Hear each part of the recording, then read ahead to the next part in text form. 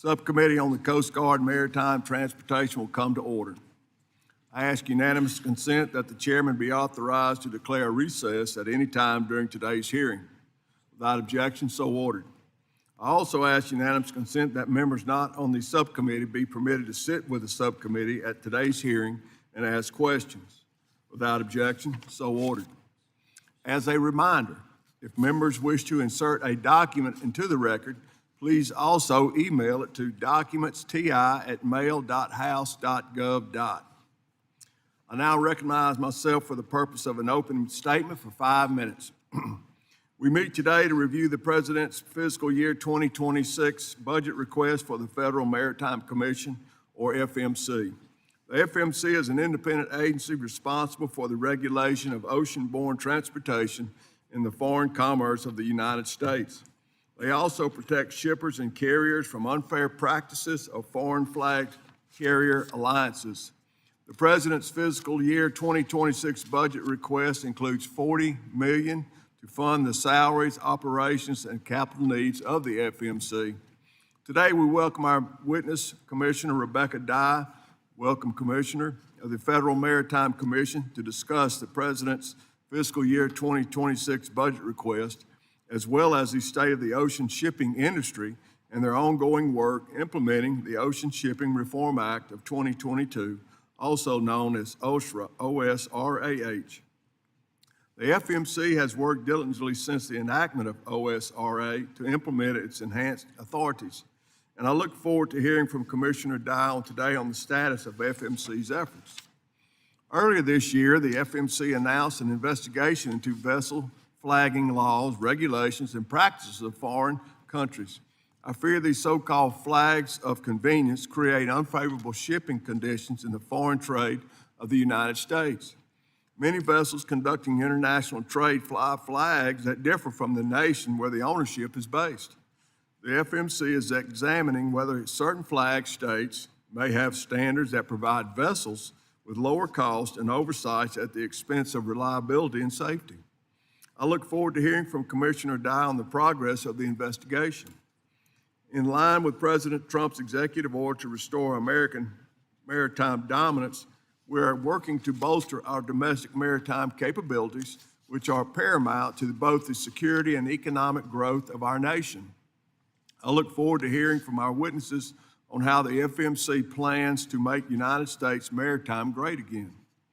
Commissioner Dye, thank you for being here today. I now recognize Ranking Member Carbajal for 5 minutes for an opening statement.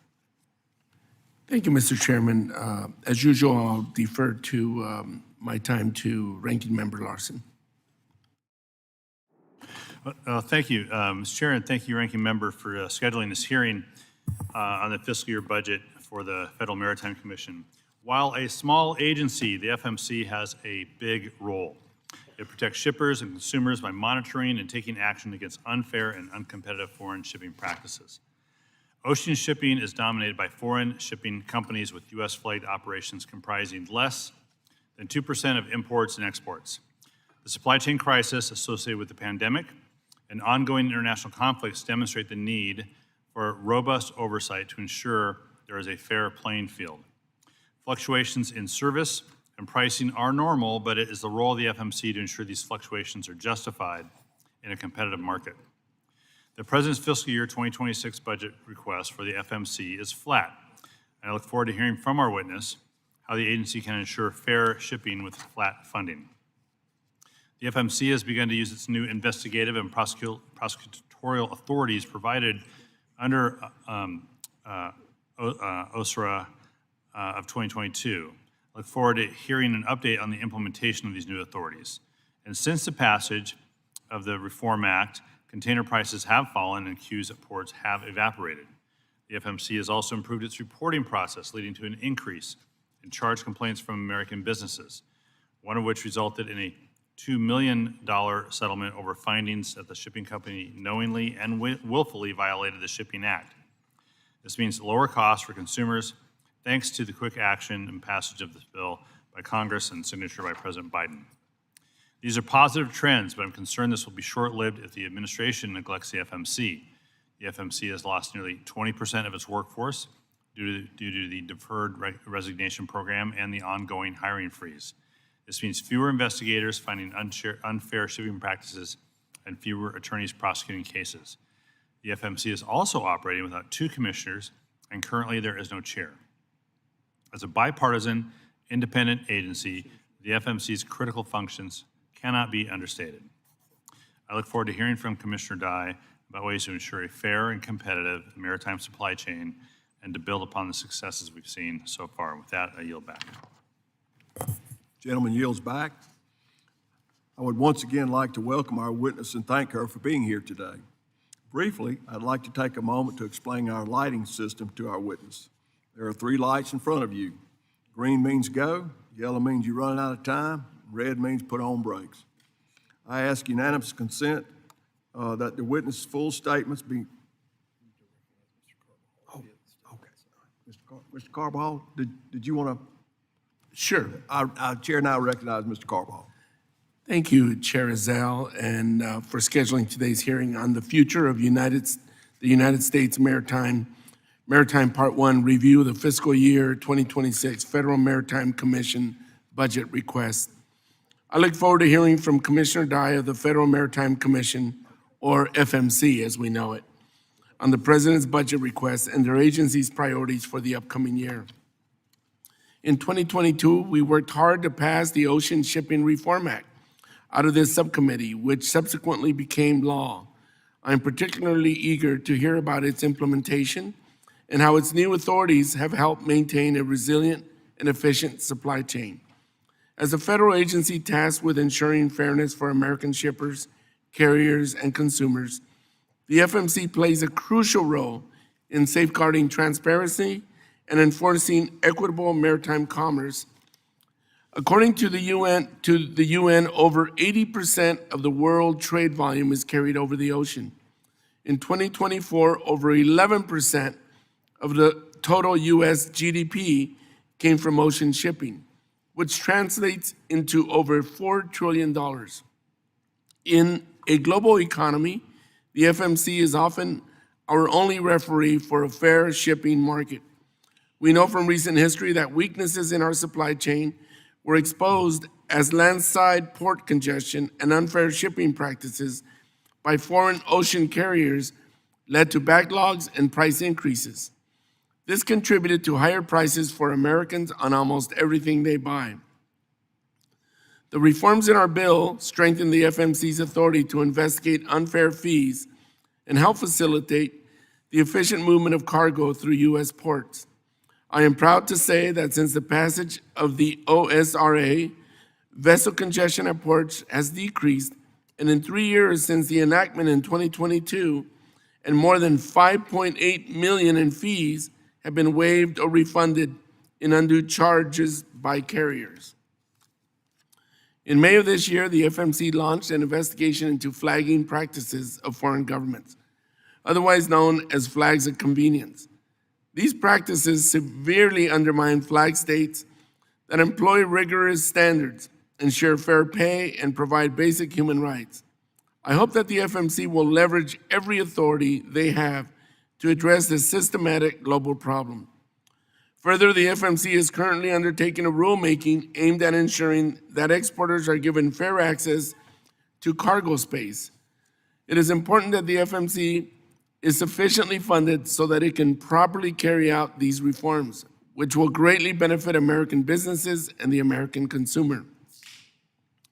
While I am pleased to hear about all the success that FMC has been having, I would be remiss if I did not mention my growing concern with the shortage of commissioners, the loss of employees to the deferred resignation program, and the lack of a chair for the agency. The absence of leadership threatens the positive momentum they have had so far. I look forward to a robust discussion about the FMC's ongoing actions, how they will ensure a strong maritime industry. Mr. Chairman, I yield back. Gentleman yields. I ask unanimous consent that the witness' full statements be included in the record. Without objection, so ordered. I ask unanimous consent that the record of today's hearing remain open until such time as our witness has provided answers to any questions that may be submitted to them in writing. Without objection, so ordered. I also ask unanimous consent that the record remain open for 15 days for any additional comment and information submitted by members or witnesses to be included in the record of today's hearing. Without objection, so ordered. As your written testimony has been made part of the record, the subcommittee asks that you limit your oral remarks to 5 minutes. With that, Commissioner Dye, you are recognized for 5 minutes for your testimony. Thank you very much, Mr. Chairman, Ranking Member Carbajal, members of the subcommittee. It's like coming home for me, and I very much appreciate your holding this hearing. And thank you so much for your interest in the responsibilities of the Federal Maritime Commission. As you're aware, my friend and colleague Lou Sola departed on June 30th, and we look forward to news of his future endeavors. There's been a smooth transition at the Federal Maritime Commission, and there will be consistency in dealing with shipping issues of importance to you and your constituents. I fully support the President's FY26 budget of $40 million for the Federal Maritime Commission. This will fund the FMC's mission and statutorily driven activity, as well as important technology investments. This level of funding reflects no change from the 25 enacted budget. As in past years, our budget is straightforward, with the majority of funding going to personnel, office space, and important information technology. We've budgeted $25.8 million for employee salary and benefits, a reduction from FY25 of $2 million.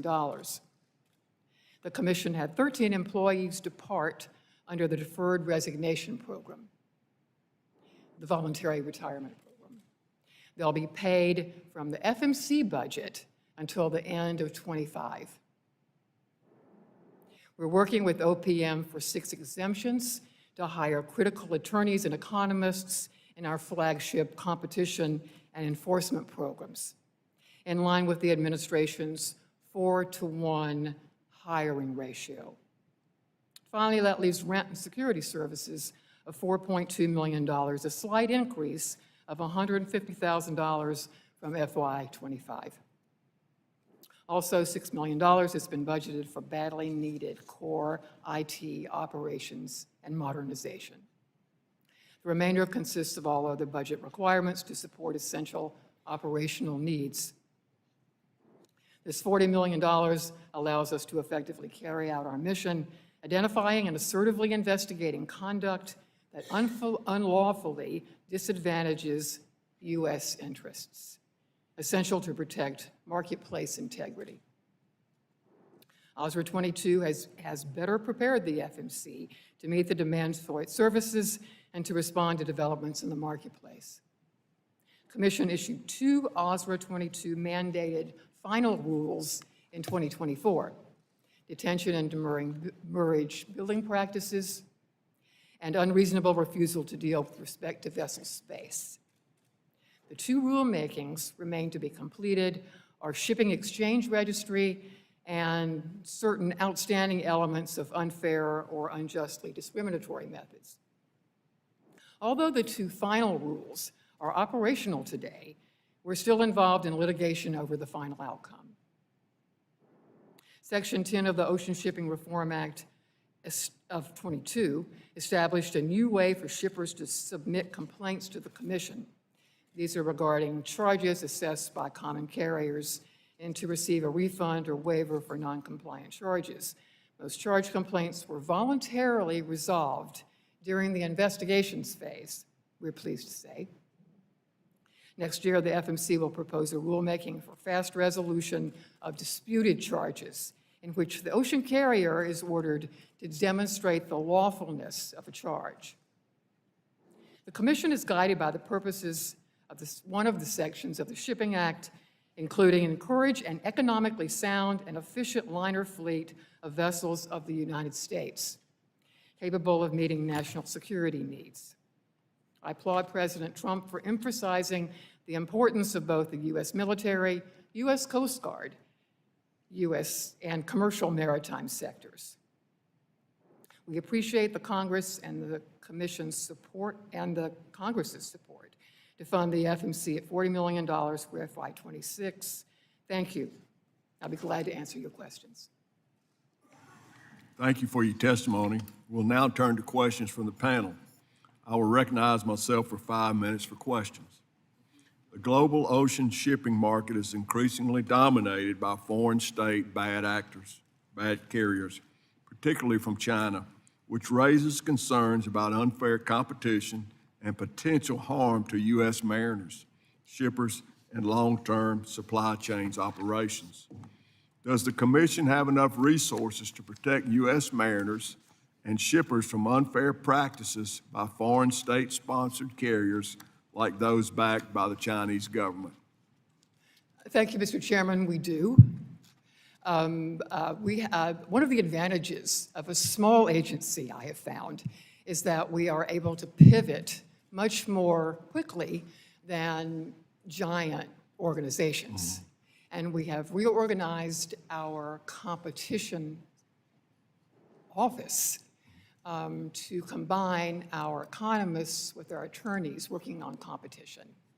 And I've long supported this approach, and it will make us much more effective. We've also refocused our enforcement regime to make sure that we are using those resources effectively. So thank you very much. I'm confident that we'll be effective. Very good. The Ocean Shipping Reform Act 2022, OSHRA, expanded the FMC's authority to regulate detention and demurrage practices, investigate discriminatory behavior by carriers, and enhance protections for shippers. Where is the FMC on OSRA implementation?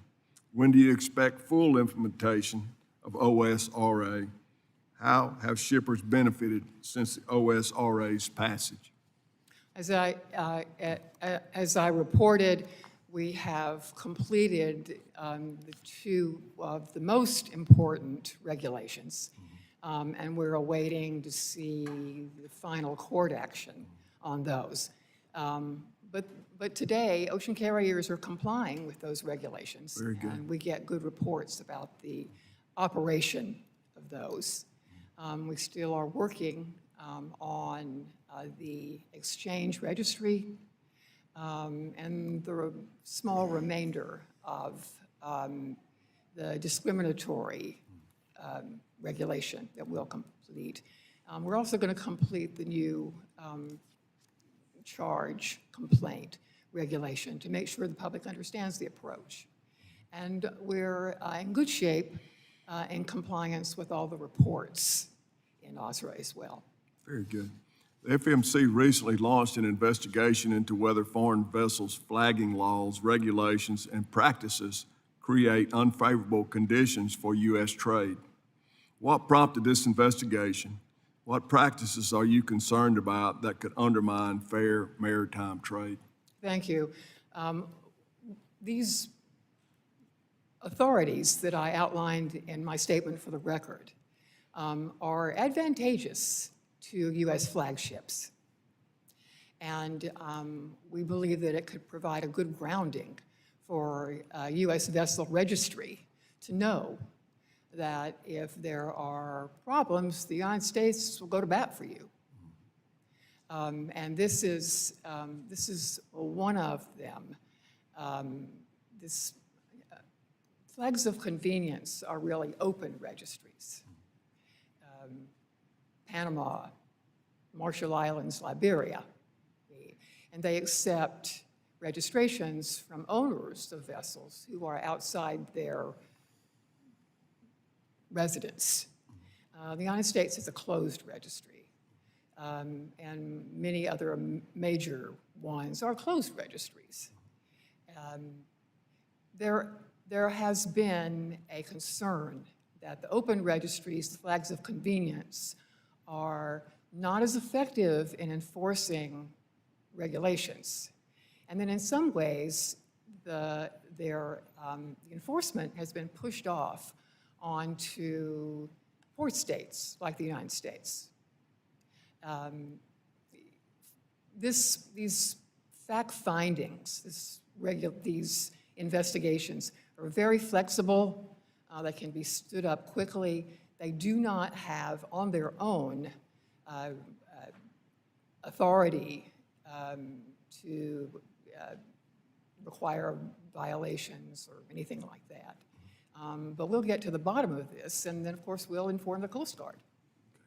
Thank you very much. I yield back. Thank you. Now recognize who's next? Mr. Larson. Thank you, Mr. Chair. Commissioner Dye, according to the budget request, most of the rulemakings have been completed as part of the OSRA. Can you report on the progress of the remaining rulemakings? On the remaining rulemakings? Remaining rulemakings, yeah. We have made good progress on exchanges. We have a couple things to check out before we can complete this registration process. And the remaining discrimination parts that were not addressed in the refusal to deal rule we've begun those as well. And do you have a timeline, a prospective timeline, a hopeful timeline? I would say as soon as we can turn our attention to it. Yeah. Related to that,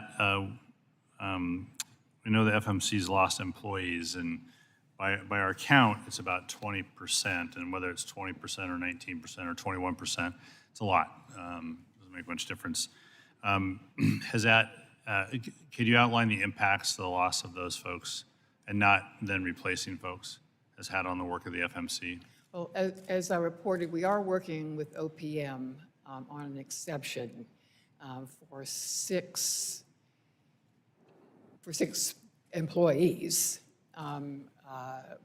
not new hires, but to replace people who have left. Mm-hmm. We believe with those that we'll be in good shape. Yeah. And what is the do you sense there's progress on getting those new hires in play, or getting them hired? That we want authority to hire those six. Okay. To replace. As they say, we don't really consider those new hires. Okay. Because they're. I understand, and I'm not arguing that point. It's more about whether OPM is being helpful in Very much. moving that forward. Very much. Yeah. And are there people at OPM, enough people at OPM to help you do that? Do you feel like you're getting the service you need from OPM to get that done? They will grant us the exemption to hire. Of course, the head of agency, which my general counsel informs me that we have plenty of authority, the three of us, to make decisions and to operate. And we'd have to, of course, we'd have to oversee any hirings. Yeah. Are you then looking at whether or not the being short that number of folks is impacting the length of time it takes you to do any one investigation, the length of time it takes you to manage your rulemaking? No. I think that we're, and I think my colleagues agree that we're in good shape. Yeah. Finally, Section 10 of the OSRA established the charge complaint process. Right. And according to your budget request, the FMC is ordered to return over $2.5 million in refunds or canceled fees. Is that accurate? Yes. Okay. Yes. Can you talk a little bit about why you're returning those? Well, we had, I think a little over $5 million that was returned. But as I said, the good news is that when the process began, many of the fees were returned voluntarily. Mm-hmm. How would you rate that as a marker of the success of the enforcement program? In general, how would you rate the success of the enforcement program? I think that some people believe that you write a regulation or you pass a law, and it's effective, and people obey it. And if that were true, then there wouldn't need to be any law enforcement agencies. So it takes, especially when there's a big change, it takes time and resources and commitment. Demurrage and detention charges are internationally despised. Yeah. And when we waded in on this, we knew it would be a hard slog. It's not over, but I think that we've had remarkable compliance so far, and we'll keep at it. Honestly, I've said to my advisory committee, can't you think of a better way to get fluidity or encourage fluidity than these awful charges? There must be a better approach because it's the clunky type of Thank you. service. I'm sure one of the parents of OSRA 22 will have more questions. Mr. Garamendi will have more questions. I'll look forward to I'll it. yield back. Yeah. Gentleman yields. Chair now recognizes Mr. McDowell for 5 minutes of questioning.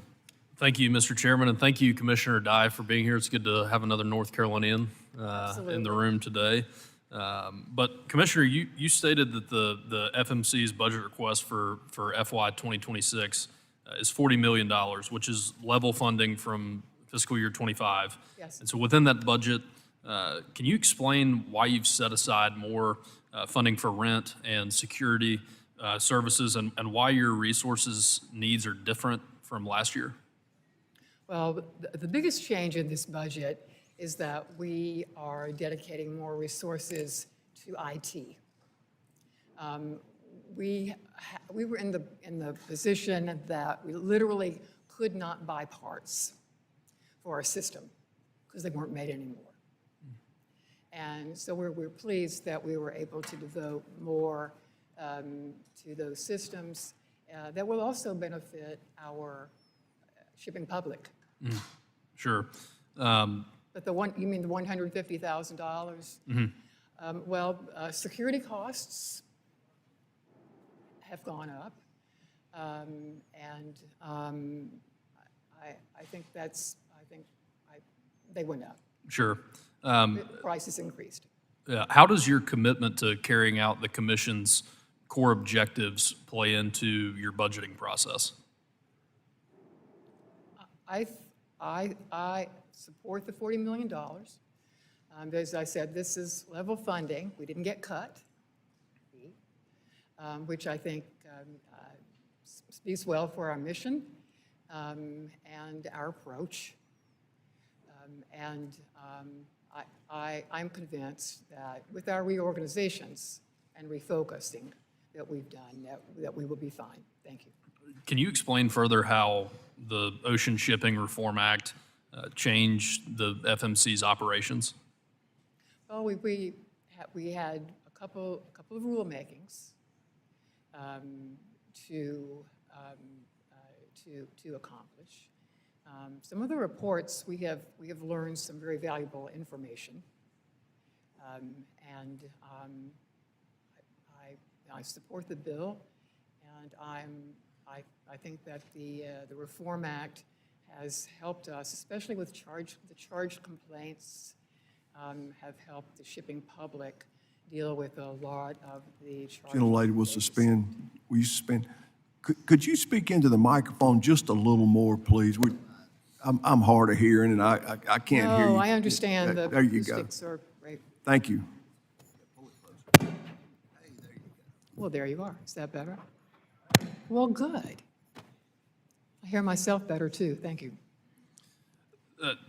Just to I'll ask you another question, but the commission has relatively broad authority to investigate unfavorable or anti-competitive shipping practices of foreign flagged vessels. So generally, what are the most common scenarios that require the commission to intervene? Well, I think that I'm not able to talk a lot about the existing Sure. investigations. But those examples in my statement were good ones. But any time that the U.S. flag is disadvantaged, then as we have intervened for the Great Lakes carriers, certain carriers who were denied entry into Spanish ports, I support those, and this fact-finding authority is proved to be very valuable for us. So has the number of complaints increased or decreased since the Ocean Shipping Reform Act of 22? Well, allowing the charge complaints has been very valuable, and it's allowed our shipping public an avenue to quickly resolve some charges with the FMC overseeing it, and that's been effective. Well, thank you, ma'am, and Mr. Chairman, I yield back. Thank you. Gentleman yields. Mr. Carbajal, recognized, 5 minutes. Thank you, Mr. Chair.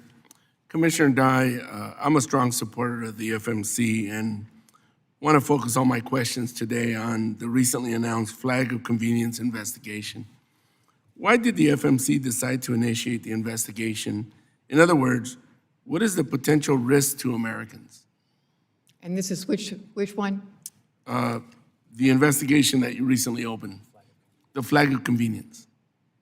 Oh, I think that without talking about the reasoning but I think that one, as well as the others, is the facts that we develop will be worth any argument on the issue. What's the potential risk to Americans? For The reason why you opened up this investigation? for the risk is to any U.S. flag vessel, or the detriment. Thank you. And what practices have foreign countries participated in that have resulted in the degradation of U.S. flag shipping? Wait, and I'm so sorry. I'm having trouble hearing you distinguish. Okay, let me say that again. What practices have foreign countries participated in that have resulted in the degradation of U.S. flag shipping? The investigation in Spain, of course, has been, there have been vessels, U.S. flag vessels that have been turned away. And the other fact findings are obviously, we had a good result with the Great Lakes carriers, and they were most pleased that we got involved. Our general counsel was able to work with the State Department, and that was an excellent result for them. And then the others are facts that may be useful in the future to U.S. flag vessels, especially concerning our registry and how we may decide to change a U.S. flag registry in the future. As a strong supporter of the U.S. Merchant Marine and the U.S. flag vessels, what actions are available to the FMC should you find that the use of flags of convenience have resulted in unfair shipping practices? Yes, well, at some point, even the president could become involved in taking action against foreign country. The remedies are slightly different for each of these if a violation is found. And of course, the fact findings that we're conducting now don't have preceding authority. But at this stage, we're finding facts in preparation for another proceeding if we develop the evidence. But what are some of the actions that you can take?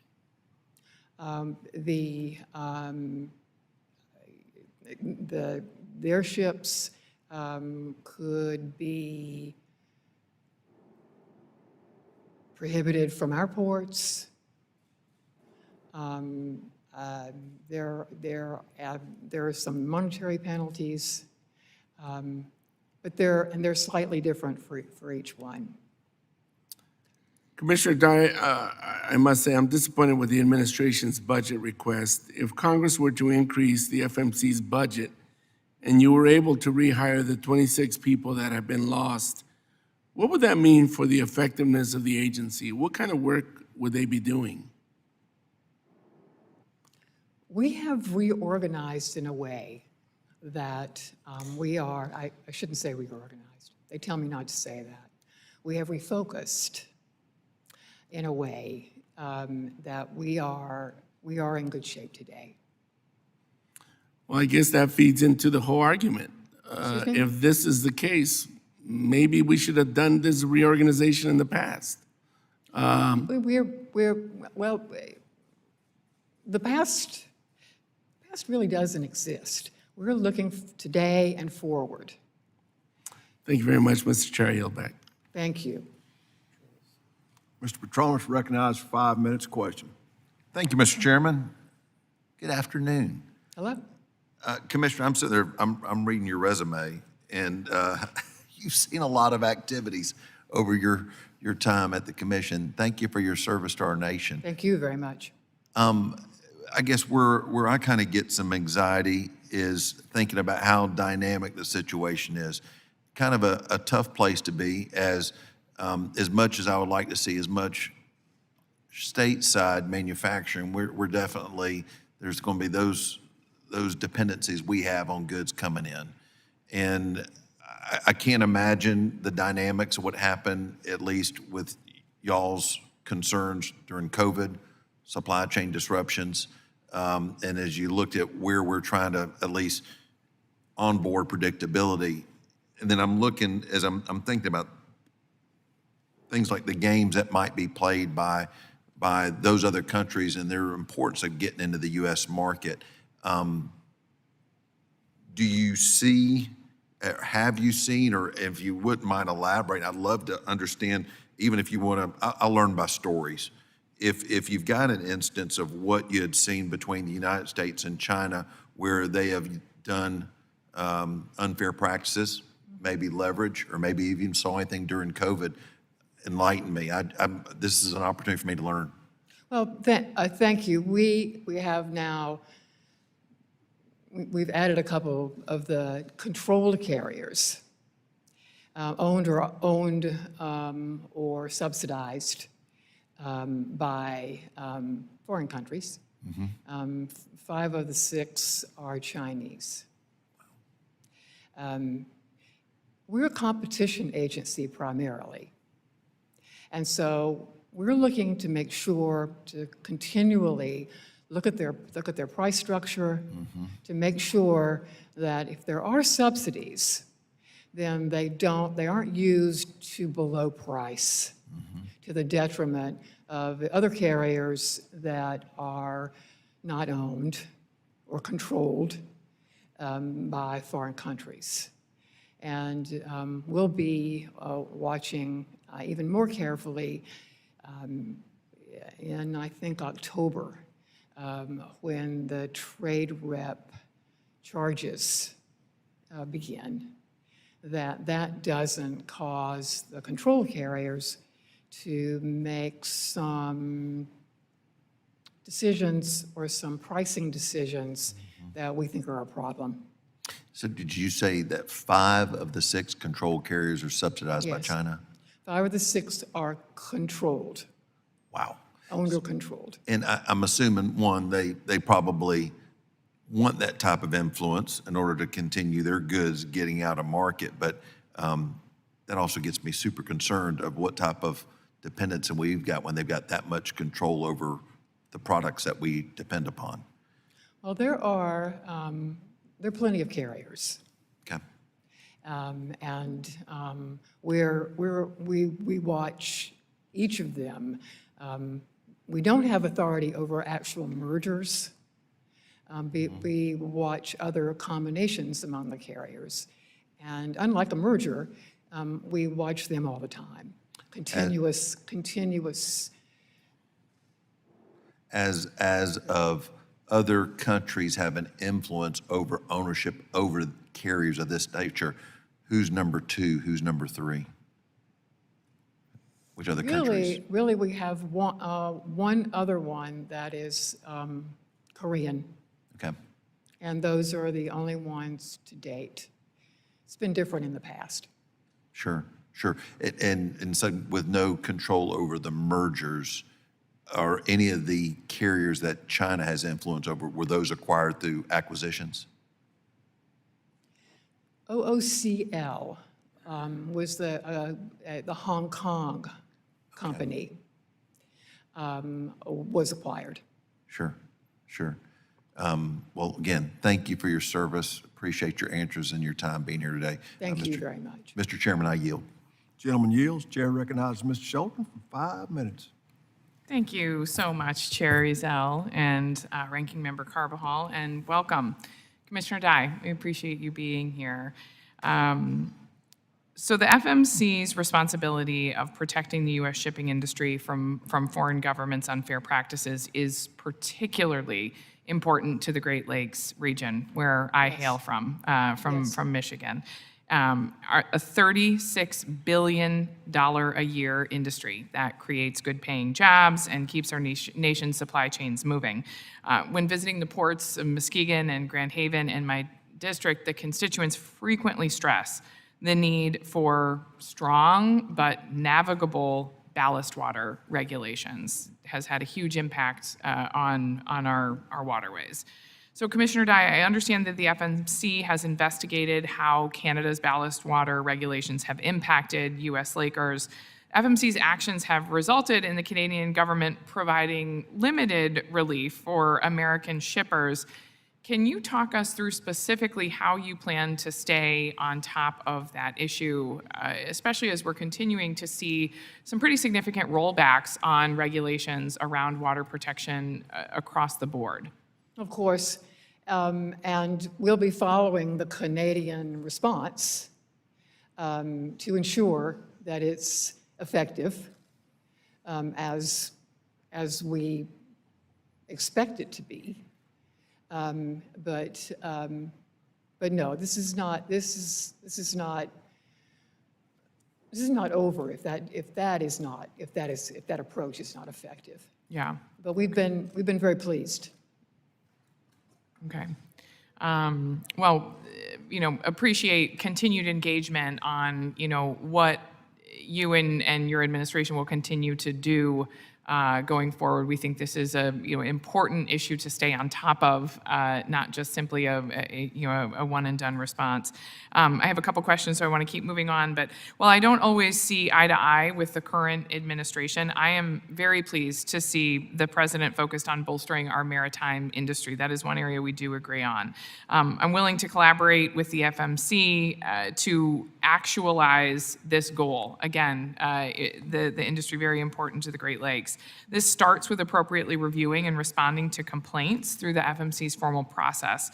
However, I'm concerned with 2 FMC commissioner vacancies, recent staff cuts to the tune of 20%, and flat funding requests. I'm concerned that we aren't doing everything we can to make good under obligations under the Ocean Shipping Reform Act of 2022, something you, of course, had a big hand in getting through initially. Can you speak to how the FMC has internally reorganized, if at all, to ensure that flat funding and reduced staff will not hinder its ability to appropriately respond to and review the complaints that are filed? I appreciate it. Thank you. You can be sure that the FMC is functioning. We have, under existing law, we still have a quorum. My general counsel tells me, and so I don't think anyone should be concerned that the FMC is not on the job. I think what this committee is looking for, though, is more than just a functioning FMC, one that can make sure a robust response to these complaints when they're received. You know, once we have an invasive species entering our waterways, it's very hard to turn back the clock. So simply showing up for quorum, you know, respectfully may not be enough at this point, and the concern with significantly reduced staffing, you know, does raise alarms about whether or not you're able to respond in an appropriate fashion. And I will say, simply showing up for quorum doesn't seem, you know, to get to the heart of having enough, you know, enough people there. I have one more question I'll go to, and if you have a more robust response, we would love to take one for the record because it is of concern. Continuing on there, the president's budget request of $40 million for the FMC, the same enacted amount as fiscal year 2025, and 20% less than the previous budget request. It reduces the workload significantly. Assuming Congress flat funds the FMC as the president has requested, how else can this committee continue to support the FMC's efforts to reduce port congestion, boost transparency in the ocean shipping industry beyond annual appropriations? I think that we showed there was no diminution last year, and there will be no diminution next year.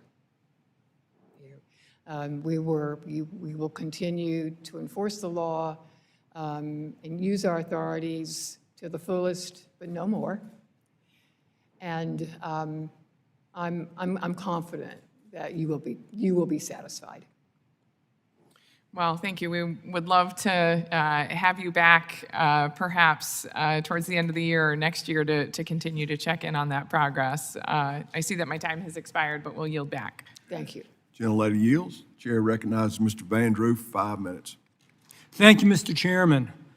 Commissioner, thank you for being here. We appreciate your time. Thank you. The Coast Guard, as you know, and you know all this already, has recently accelerated the removal of navigational aids under ATON modernization plan. 350 buoys are currently slated for removal, as you also know, across the Northeast, with plans to expand this effort as we move along. I support the innovation. I support the Coast Guard. I support all of you, but I'm concerned that we might be moving too quickly and that we at least should have some more local input on this issue. And I'm going to tell you why. We already are seeing some consequences. My district is a coastal district in the state of New Jersey. We're seeing some grounding on shoals, near misses involving commercial and recreational vessels, and increasing uncertainty in waterways that were once considered safe, and now there are some concerns among real people that I talk to that are out in the water. They're not isolated, they really exist, they're happening now, and I think we can prevent them. I think the work you're doing is good, the focus is good, but we have to make sure that we're doing this in a careful and circumspect way. In my district, many of the small mariners, including commercial operators, do not have advanced, believe it or not, electronic navigation systems that the modernization effort assumes, and I think that's something we have to keep in mind as well. And some of them will not have it even into the near future. Even when the systems are available, you've got shifting tides, narrow passages, bad weather, you know the deal. It's no longer just a safety issue, it's also a commerce issue, a commercial issue. If commercial fishing lanes become less predictable, we have more commercial problems. And I guess, you know, the committee included a provision in the Coast Guard Authorization Act, I don't guess, I know we did, to study the effects of removing these buoys, and that's a good thing, and that's going to pass this week on House suspension. Commissioner, until that point, have you been coordinating with the Coast Guard on this initiative? Could you fill us in a little bit on it? We have not on those issues. Okay. But I was 6 years on active duty with the Coast Guard. I still have, at one point, some of my students were admirals on the highest level. You can be sure that on anything that involves them, we'll work with them. Good, and that's what I would hope, and I would say the same thing to the Coast Guard if we're there too. Sometimes the intention is good, and I think the result will be good, but I think we just have to be a little bit careful as we go about it, make sure, course. like everything else we do in government, course. make sure we get it right. Thank you for your time. Thank I you. yield back. Gentleman yields. Chair recognizes Mr. Garabon. 5 minutes. I'm working on it. I'm having one of those mornings, I'm not sure I can pronounce my own name. Garamendi. You know, I think what I'd like to do, if I might, my colleague at the far end of the dais here, Mr. Johnson, is the lead on the Ocean Shipping Reform Act improvement. That is, so if I might yield to Mr. Johnson my time, and then I'll follow up since he is the lead on the new bill. Well, that is unbelievably gracious. I think I'm next in the queue, John, so if you want to go, I'm just going to spend at least 2 minutes talking about how great you and Commissioner Dye are, so I yield to you. very good. Well, I am going to note, I'll echo what Mr. Petronas said. I mean, your service to our country, Commissioner, is incredible. I mentioned that when you were in the office the other day. To have this steady hand of somebody who understands this committee, understands these issues, who doesn't cycle out of government because you get some shinier object somewhere, but you stay, president after president trusts you to do this work. It's incredible. And then John Garamendi, I mean, everybody in this town likes to fight. Somehow, John, you and I have figured out how to get the Ocean Shipping Reform Act done, Ocean Shipping Reform Implementation Act, and we've gotten a lot of good things done. So with that, I will yield back to you, sir. Thank you. Well, you didn't do what I hoped you would do, which is really go through the detail, but you're kind to mention all of the work that's been done. We've actually come a very, very long way in providing the commission with the tools it needs to deal with the reality of the international trade on the oceans.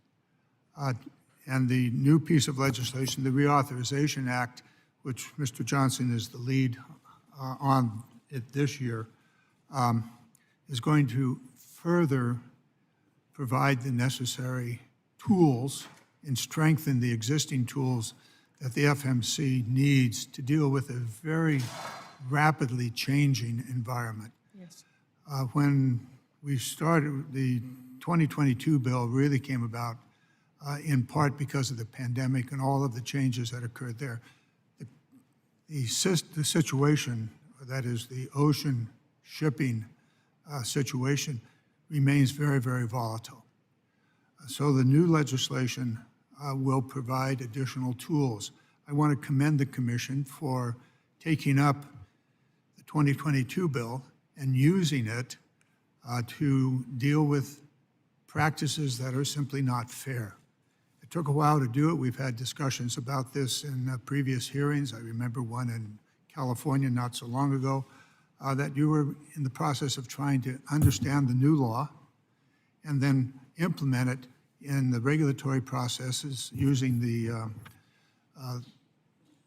rather difficult but necessary process of putting in place regulations and rules. I want to commend you for having done that. I see your colleague, Commissioner, back there who's interested in having done this piece of work. So we're going to carry forward. The new piece of legislation provides some additional clarity and additional strength to the work you do. Also authorizes a higher level of funding, and that's been talked about back and forth here, of $49,200,000. Looks like you're probably going to, if we can hold at $40 million in this environment, we ought to be quiet, take the money and run, and go back to work. But the future is out there. So if we can put in place a authorization of 49 and then ramp it up over the years, to ultimately in 4 years to 57 million, you'll be able to bring back on board the necessary staff and deal with the very rapidly changing. The tariff issues are out there. They're going to have an effect. If you'd like to speak to that, Ms. Dye, I would urge you to do so. Be careful. You don't want to go jump into that snake pit. But Thank you. Just Thank the you. effect that it may have on you. I talked and corresponded with several of our major ports recently. The reasons for port congestion are different. I've done now 4 major fact findings during periods of extreme dislocations. The results are always the same. Well, here's And what so that's why I look to encouraging more port processes that are clear and predictable. But the volatility is, Well, we're going to be in a very volatile situation, certainly for the remainder of this year and perhaps on into next year, and it'll have some significant. Also, the continued consolidation, and as you said earlier, 5 of the 6 biggest are really government-controlled carriers. And so the FMC, the original reform, and then the new Reauthorization Act will provide you with additional tools to deal with that. I know that Mr. Johnson will undoubtedly add to this and provide more clarity along the way. But thank you for your service and your colleague who's there in the Thank you front very row much. to the far, that would be to the far right or the far left, right down the middle. I yield back. Oh, one more, if I might. Yes, sir. I want to thank the chairman of the committee and the ranking member of the committee. The Reauthorization Act is your work as well as Mr. Johnson and mine. So thank you, both of you, for your support and for your insight and the development of the bill. Thank you. Thank you very much. The chair recognizes Mr. Johnson for 5 minutes. Thank you, Mr. Chairman. I'll pick up where Mr. Garamendi left off, which is on the FMC reauthorization. Commissioner, number one, thank you to your team for providing technical assistance. So I'm not really talking about the tweaks and the edits they suggested. More big picture, when you reviewed the FMC reauthorization bill, what were your general observations? Did you think we hit the center of the target? I think so. I think so. I think that we had suggestions. Be glad to sit down and talk with you about those and work anything out. But I don't think we had any extreme changes. And there were things that the FMC had recommended. We appreciate it very much. Thank you. And one of the things, listen, it's not an earth-shattering reauthorization, but all the more reason for Congress, and again, I'll echo what Mr. Garamendi said. Thank you to the leadership of the committee for doing our regular blocking and tackling work. Sometimes we wait so long, we are driven by crisis that we don't take care of the day-to-day, year-to-year maintenance. Reauthorizing solid agencies like FMC in a timely manner is helpful. It's not going to transform the nature of your work, but I would think it provides some additional stability, additional predictability for you, the other 2 commissioners currently in place, as well as the staff. That, okay, we've got Congress is once again give us an imprimatur that they want our work to continue. So again, not earth-shattering, but Commissioner, I think you probably agree, helpful nonetheless. Oh, I had a couple of suggestions.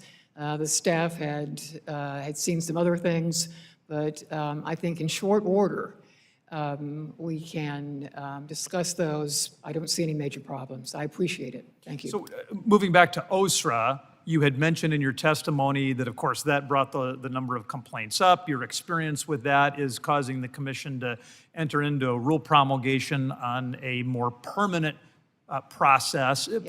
Talk to us a little bit more about the lessons learned and how that may translate into a new process. I think the thing that surprised me, pleased me, that with the FMC's involvement, people suddenly decided that they would refund money. Right. So it went much more smoothly than I had anticipated. So the overall, I think the overall revenue doesn't really represent the effectiveness of the approach.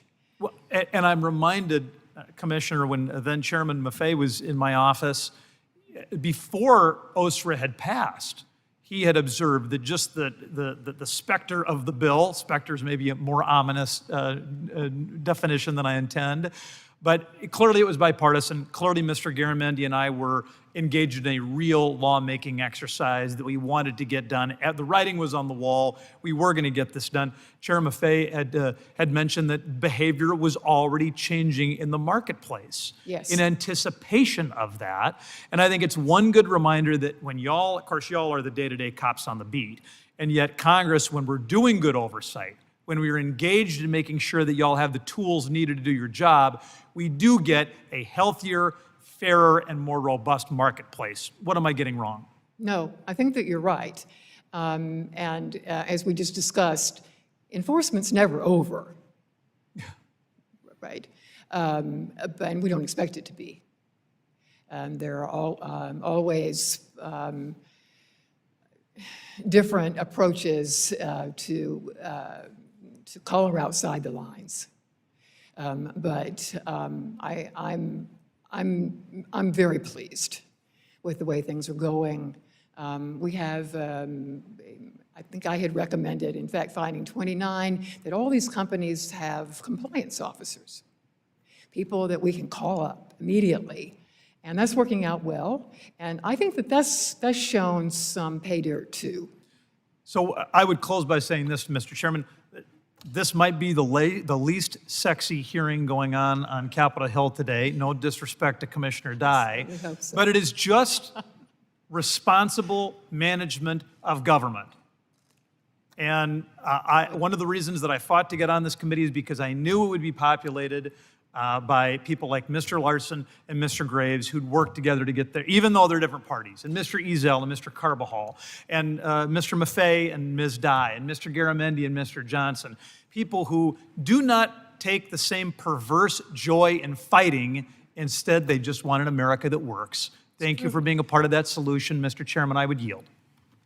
Thank you. That was a gentleman yields. That was pretty good there, Mr. Johnson. Thank you. All right. Thank you. The gentleman yields back. Are there any further questions from any members of the subcommittee who have not been recognized? Seeing none, that concludes our hearing today. I would like to thank you, Ms. Dye, for being here today, and that concludes the subcommittee hearing. Stands adjourned.